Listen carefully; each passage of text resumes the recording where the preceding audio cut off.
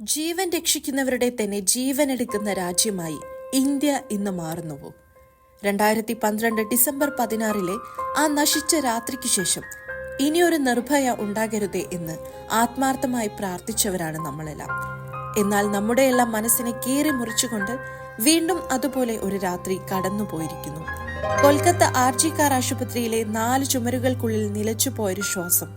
ഇന്ത്യയിൽ ജീവിക്കുന്ന ഓരോ പെൺ ശരീരത്തോടും നമ്മൾ സുരക്ഷിതരല്ല എന്ന മുന്നറിയിപ്പ് നൽകുന്നുണ്ട്. മാനവും ജീവനും കീറിമുറിക്കപ്പെട്ട സഹോദരി മാപ്പ്. നരാധന്മാർ കൊത്തിപ്പറിച്ചിട്ട ആ രാത്രിയുടെ ഇരുട്ട് ഇന്ത്യയിൽ ആധിപത്യം സ്ഥാപിച്ചു തുടങ്ങി. നിങ്ങൾക്ക് നീതി ലഭിക്കാൻ മനുഷ്യത്വം മരവിച്ചിട്ടില്ലാത്ത ഒരു വലിയ സമൂഹം തന്നെ കൂടെയുണ്ട്. ബഹുമാനപ്പെട്ട നീതിപീഠമേ, ഞാൻ അടക്കമുള്ള സ്ത്രീ സമൂഹം അസ്വസ്ഥരാണ്. ഞങ്ങൾക്ക് ശ്വാസം മുട്ടുന്നുണ്ട്.